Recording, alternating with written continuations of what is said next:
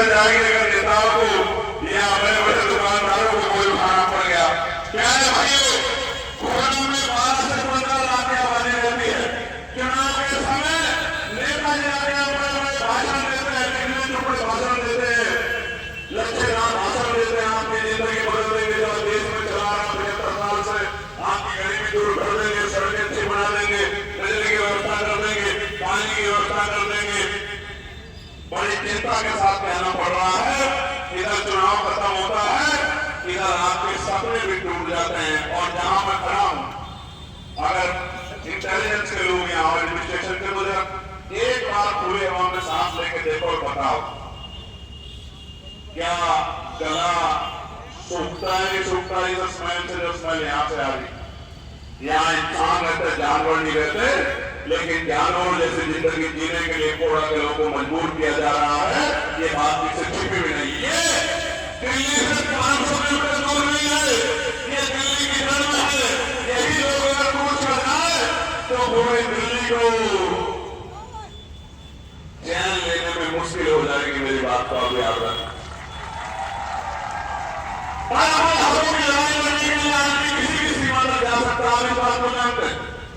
प्यारे भाइयों, अक्सर ऐसा होता है कि दिल्ली से चीजें दूर होती हैं तो सरकार को सुनाई नहीं जाती, लेकिन ये तो दिल्ली से 2 किलोमीटर भी दूर नहीं है, सरकार को सुनवाई क्यों नहीं जा रही?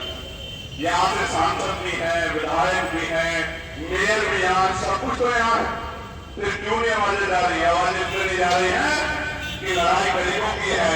अगर अमीरों की होती तो व्यवस्था हो गई होती। गरीबों की ना सुनने वाला, ना उनकी कहने वाला, ना उनका हाथ पकड़ने वाला, और उनका हाथ झटकने वाले लोग हैं, और उनको धोखा देने वाले लोग हैं। प्यारे भाइयों, तो जो वायरस किए जाते हैं कि इतना फंड देंगे, ये बदल देंगे, वो बदल देंगे, तो फिर कुछ भी क्यों नहीं बदलता? और ये बात लंबे समय से चली आ रही है। प्यारे भाइयों, जनता को परेशानी उठानी पड़ती है। 12 लाख की आबादी वाले क्षेत्र में ना तो पीने के लिए साफ पानी है और ना ही बड़े तकलीफ के साथ रहना पड़ रहा है कि जो सरकार उत्तर प्रदेश और केंद्र में है वो धर्म की राजनीति की बात करती है, वो संस्थान कब्रिस्तान की बात करती है। तो शर्म आनी चाहिए सरकारों को कि शमशान घाट की व्यवस्था भी इस घोड़ा कॉलोनी में नहीं है, जिसमें कम से कम 50% से ज्यादा आबादी हिंदू आबादी है। उस हिंदू आबादी में शमशान घाट की व्यवस्था भी ये सरकार नहीं करा पाई है। का सामना यहाँ के लोग कर रहे हैं, जबकि इस क्षेत्र में विकास के बारे में तेजी से आगे बढ़ने चाहिए थे। यहाँ के गरीब लोगों के लिए वो तो दौड़ करना पड़ रहा है, जीते जी पानी के लिए लगना पड़ रहा है, और मरने के बाद शमशान घाट के लिए तरसना पड़ रहा है। शमशान घाट के लिए इनको कल्याणपुर जाना पड़ता है या गाजियाबाद के हिंदन जाना पड़ता है। 12 लाख की आबादी में एक भी शमशान घाट नहीं है। इसलिए मैं आपसे कहना चाहता हूँ कि आपकी समस्या जायज है, लेकिन समस्या जायज हो या समस्या आपके हितों को मजबूत करने वाली हो, उसकी सुनवाई करनी होगी जब आप लोग एकजुट होकर लड़ोगे। पहले मैं आपसे पूछना चाहता हूँ कि आप इस लड़ाई को लड़ने के लिए तैयार हो? एक हाथ से काम नहीं चलेगा, दोनों हाथ उठा के बताओ।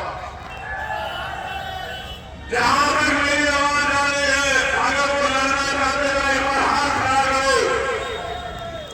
इधर लेफ्ट में कुछ लोग कम लड़ने वाले दिखाई दे रहे हैं। अच्छा, चलो जाके ठीक है, बहुत अच्छी बात है। अगर जाके तो बहुत अच्छी बात, नीचे कर लो। तो मेरी बात को गौर से सुनो। एडमिनिस्ट्रेशन के पुलिस के भाई यहाँ है, मेरा आपसे आग्रह, पुलिस के भाइयों से मैं हाथ जोड़ के आग्रह करूँ, आप ये जानते हैं अगर आपकी लड़ाई को लड़ रहा है कि आपके आज रहने की ड्यूटी हो, सप्ताह में की छुट्टी मिले, बोनस की खत्म हो, आपकी वेतन विषमता दूर हो और चौबे नाते ट्रांसफर करके आपके बच्चों के भविष्य के साथ खिलवाड़ ना हो, अगर वो लड़ाई लड़ने का कोई काम कर रहा है तो यही आपका भाई चंद्रशेखर आजाद पार्लियामेंट को लड़ने का काम कर रहा है, इसके अलावा कोई नहीं है। मगर आपकी अक्सर मैं आपकी गलती भी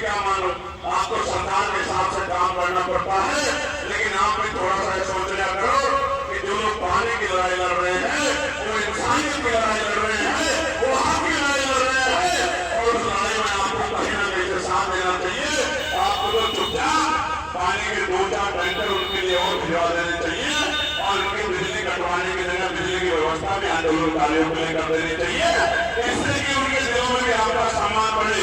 और मैं आपको आज कहना, आप इस काम में मदद कराना। जब मौका मिलेगा उत्तर प्रदेश में पहली कैबिनेट में आपकी सारी मांगे पूरी करने का काम आजाद समाज पार्टी काशीराम करेगी। मेरी बात को याद रखना। प्यारे भाइयों, अब मैं आपको सोल्यूशन बताता हूं। आप जानते हैं कि पानी कहां से आना पड़ेगा? पानी आना का गंग नहर का, जो वादा हुआ था कि गंग नहर का पानी छोड़ने को मिलेगा। गंगा जल छोड़ जो गंग नहर से आ रहा है, उड़ान के रास्ते जो गंगा से करके आ रहा है, उसका लाभ इसको छोड़ने को मिलेगा। लेकिन वो पानी यहाँ की बजाय बड़ी बड़ी कॉलोनियों में रहने वाले अमीरों के लिए वो इंदिरापुरम में चला गया, नोएडा में चला गया। मेरे भाइयों, आपका हाथ छीन के इंदिरापुरम को ले लिया और नोएडा को ले लिया। जबकि कोशिश की जाए तो नोएडा में पानी सिकंदराबाद से आ सकता है। अगर कोशिश की जाए, अगर कोशिश की जाए, सरकार के मन में इच्छा शक्ति हो, सरकार के मन में संकल्प हो, सरकार आपकी समस्या को सुनना चाहती हो, तो मैं प्रशासन के पुलिस के माध्यम से यहाँ के अधिकारियों के काम खोलते बताना चाहता हूँ कि 15 दिन का समय हम लोग आपको दे रहे। क्या तो आप कोड़ा में पानी की व्यवस्था की जिम्मेदारी लेके इनके गरीबों की पानी की समस्या को दूर करने का काम करो, वरना जहाँ गंगा जल का प्लांट है, यहाँ से जब हम किसान आंदोलन चला करते थे तो यहीं से दिल्ली का पानी रोका जाता था। इस बार दिल्ली का नहीं रोका जाएगा, इस बार नोएडा का और इंदिरापुरम का पानी हम लोग थोड़ा भी रोकने का काम करें। और ये हम खुद ही नहीं करेंगे। ये उस वादे के साथ जो धोखा हुआ है कि मसूरी का पानी थोड़ा तो करेगा, जो धोखा उसने किया है उस धोखे के विरुद्ध एक नए के खिलाफ लड़ा करने का काम हम लोग करें। प्यारे साथियों, हम आपको प्रणाम करते हैं।